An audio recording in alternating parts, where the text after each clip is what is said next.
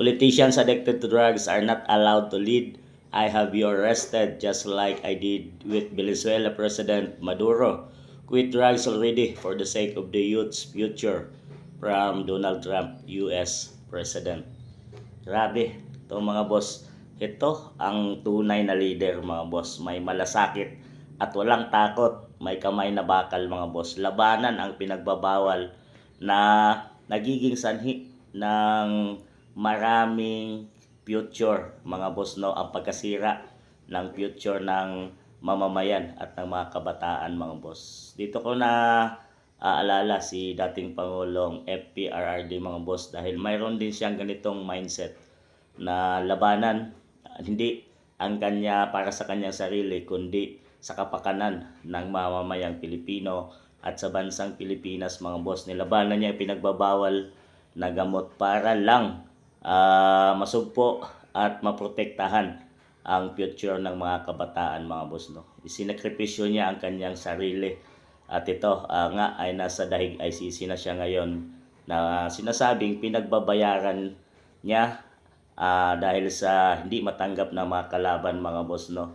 na ginawa niya dahil sa kanyang pamumuno at nagkaroon nga ng katahimikan ng ating bansang Pilipinas dahil sa kanyang pinaglalaban na yan mga boss. At dito nakikita natin kay Donald Trump kung gaano din siya kasigasig at nilabanan niya pati mga ibang bansa mga boss na siyang dahilan kaya nagkaroon ng maraming pinagbabawal na gamot sa Amerika ay kanyang tinutugis kagaya nito ni Venezuela President Maduro na sinasabing siya yung supplier at gumagawa ng mga pinagbabawal na yan doon sa Venezuela.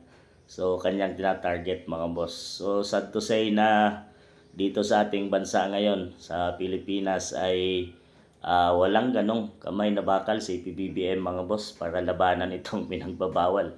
Sinasabing bloodless ang kanyang sinasabing paglaban dito sa pinagbabawal, wala tayong nakikitang mga nakakulong mga boss, no, na siyang mga protector or supplier ng mga pinagbabawal na yan. So di kagaya kay dating Pangulong FPRRD ay kita natin ang takot na mga taong gumagawa nito at nagsusupply dito sa ating bansa dahil talagang madugo yung kanyang pagkikipaglaban. So pareho sila ng mindset.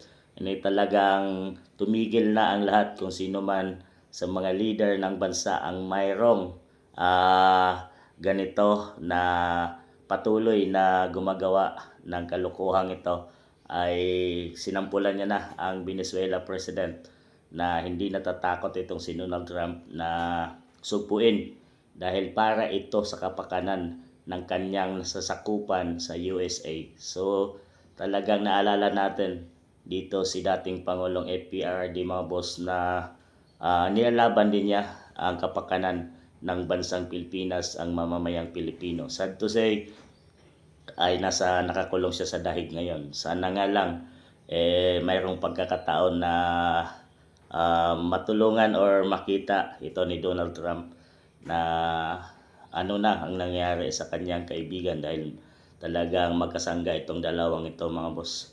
So nakita natin kung gaano ito katapang mga boss. Ito ang tunay na leader ng bansa na dapat tularan ng buong mundo para masugpo na itong talamak na pinagbabawal na gamot sa buong mundo mga boss.